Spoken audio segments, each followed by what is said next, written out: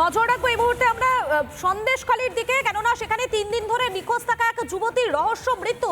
সন্দেশখালী ন্যাজটে সেখানে যুবতীর দেহ উদ্ধার হয়েছে, হাত পা বাঁধা অবস্থায় যুবতীর দেহ উদ্ধার। 3 দিন আগে থেকে নিখোঁজ হয়ে যান ওই যুবতী। এরপরই তার খোঁজে তল্লাশি শুরু হয় এবং সকালে বাড়ির অদূরে পুকুরে দেহ দেখা যায়। আমাদের সঙ্গে সরাসরি রয়েছেন আমাদের প্রতিনিধি অর্ণব, রয়েছেন আমাদের সঙ্গে এই মুহূর্তে। অর্ণব, এই মুহূর্তে কি জানতে পারছো? এই ঘটনার পেছনে কি কোনো রহস্য লুকিয়ে রয়েছে?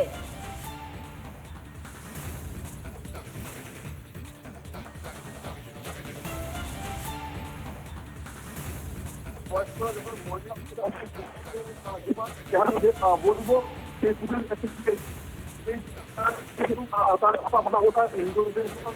তারপরে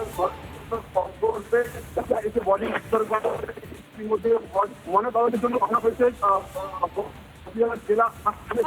তোমার কথা শুনতে একটু সমস্যা হচ্ছে, নিঃসন্দেহে কোনো টেকনিক্যাল প্রবলেম হয়তো হয়েছে। তুমি আমাদের সঙ্গে থাকো, আমি আবারও তোমার কাছে পরবর্তীতে বিস্তারিত জানবো। তবে যে খবর, যে আপডেট এই মুহূর্তে আপনাদেরকে দিচ্ছি, 3 দিন ধরে নিখোঁজ ছিল এক যুবতী, এবারে তার রহস্য মৃত্যু। সন্দেশখালীর ন্যাজটে যুবতীর দেহ উদ্ধার হলো, হাত পা বাঁধা অবস্থায় দেহ উদ্ধার হয়েছে তার। 3 দিন আগে নিখোঁজ হয়ে যায় ওই যুবতী। সকালে বাড়ির অদূরেই একটি পুকুর থেকে দেহ উদ্ধার হয়। দেহের সঙ্গে বাঁধা ছিল ইট, অন্তত এমনটাই দাবি পরিবারের। যুবতীকে ধর্ষণ করে খুন করা হয়েছে অভিযোগ করছেন পরিবারের সদস্যরা। ফার্স্ট রিপাবলিক বাংলা, আপনারা যে ছবি দেখতে পাচ্ছেন, ন্যাজটে ছবি দেখতে পাচ্ছেন। আমি আবারও সরাসরি চলে যাবো অর্ণবের কাছে। অর্ণব, পরিবারের লোকেরা যেমনটা অভিযোগ করছেন যে এই যুবতীকে হয়তো ধর্ষণ করে খুন করা হয়েছে।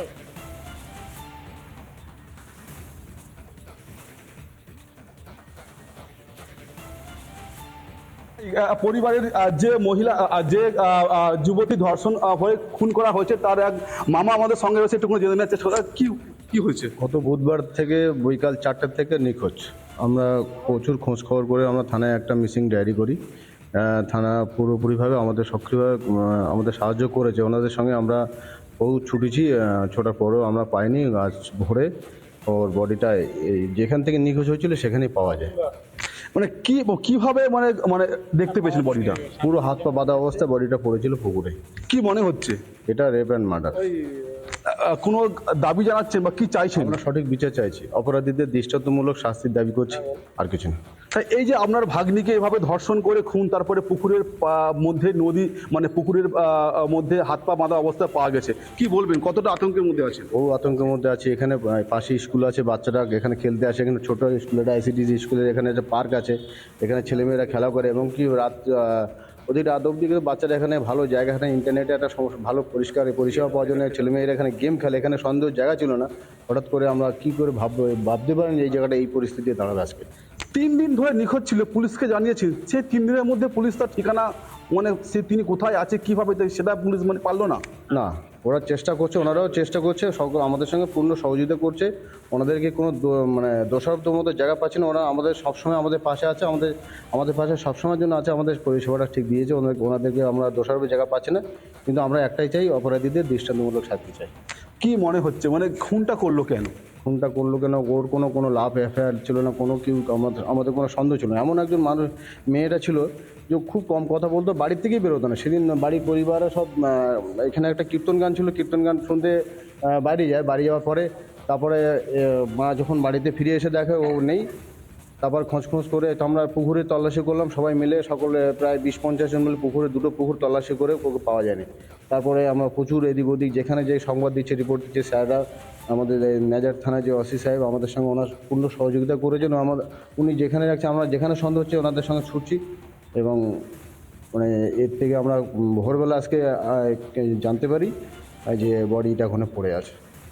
একদম মধুকর বলে দেখো, কিন্তু পরিবারের লোকেরা কিন্তু একদম পুরো আতঙ্কিত। যেটা বারবার করে দাবি করা হচ্ছে তাকে ধর্ষণ করে খুন করা হয়েছে ঠিক এই পুকুরের মধ্যে।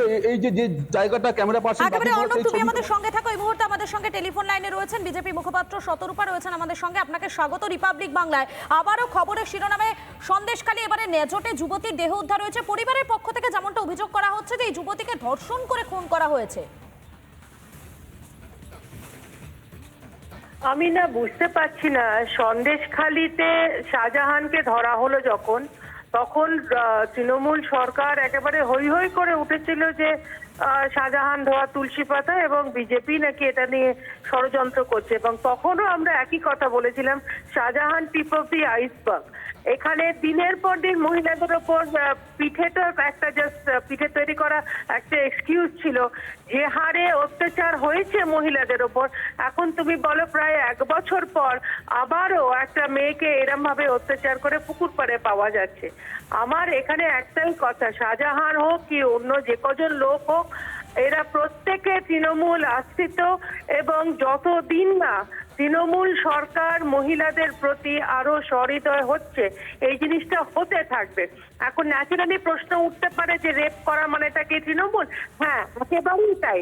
কারণ করছে, এবং যারা মহিলাদের উপর অত্যাচার করবে, যদি যারা তুমি যদি ট্র্যাক রেকর্ড খুঁজে বের করো, কোথাও না কোথাও কোনো না কোনো ভাবে এরা তৃণমূলের সঙ্গে সম্পর্ক আছে।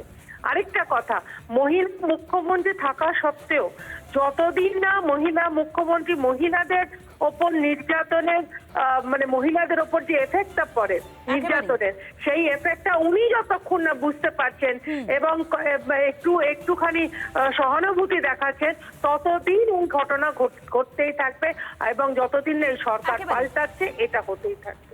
একেবারে ধন্যবাদ। আমাদের সঙ্গে টেলিফোন লাইনে ছিলেন বিজেপি মুখপাত্র শতরূপা, আপনাকে ধন্যবাদ। আমি আবারও সরাসরি অর্ণবের কাছে চলে যাবো। অর্ণব, যে জায়গা থেকে এই দেহটা উদ্ধার হয়েছে, অর্থাৎ যে পুকুর থেকে উদ্ধার হয়েছে এই দেহ, সে আশেপাশের জায়গাটা একবার যদি দেখাও, যে এটা কি কোনো জনবহুল এলাকা নাকি একেবারেই জনমানব শূন্য একটা এলাকা, একবার যদি ঘুরে দেখানোর চেষ্টা করো। হ্যালো অর্ণব, শোনা যাচ্ছে?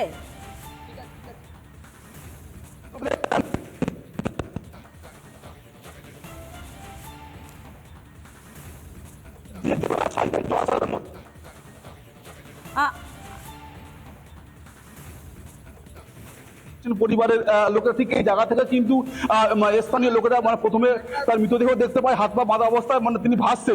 তারপরে কিন্তু খবর দেওয়া হয় পুলিশে। এখানে এক পুকুর হচ্ছে, অপরদিকে কিন্তু এখানে মানুষের বসবাস। ক্যামেরা পার্সন বাকিবুল্লাহকে একটু ঘুরে দেখানোর জন্য বলবো, এখানে কিন্তু বাড়ি রয়েছে, তার পাশে কিন্তু রয়েছে রাস্তা। এই রাস্তার পাশে একটু জমির পাশে কিন্তু এই পুকুর, একদম পুরো বলাই চলে যে একদম পুরো জনবহুল এলাকা। এই জনবহুল এলাকায় কিভাবে একটা যুবতীকে ধর্ষণ করে, যেটা পরিবারের পক্ষ থেকে যেটা দাবি করা হচ্ছে, যে ধর্ষণ করে মানে যেটাকে মানে খুন করা হয়েছে, কিভাবে খুন করা হয়েছে, এবং তার হাতে পায়ে কিভাবে দড়ি বাঁধা হলো, এবং তার পায়ে কিভাবে ইট বাঁধা হলো, তা নিয়ে কিন্তু একটা প্রশ্ন উঠেই যাচ্ছে। যে যুবতী 3 দিন ধরে নিখোঁজ ছিল, থানায় অভিযোগ জানানোর পরেও সেই যুবতীর কোনো খোঁজ দিতে পারছিল না। সেই মানে বাড়ি থেকে একদম কিছু দূরেই তার মৃতদেহ কিভাবে পাওয়া মানে গেল, এটা কিন্তু যথেষ্ট একটা প্রশ্ন। একেবারে বোঝাই যাচ্ছে যে যে জায়গা থেকে দেহ উদ্ধার হয়েছে, তারপরে কিন্তু একাধিক প্রশ্ন উঠে আসছে যে কিভাবে এই যুবতী এখানে পৌঁছলো, এবং পরিবারের পক্ষ থেকে যেমনটা অভিযোগ করা হচ্ছে, এই যুবতীকে ধর্ষণ করে খুন করা হয়েছে। ধন্যবাদ তোমাকে অর্ণব।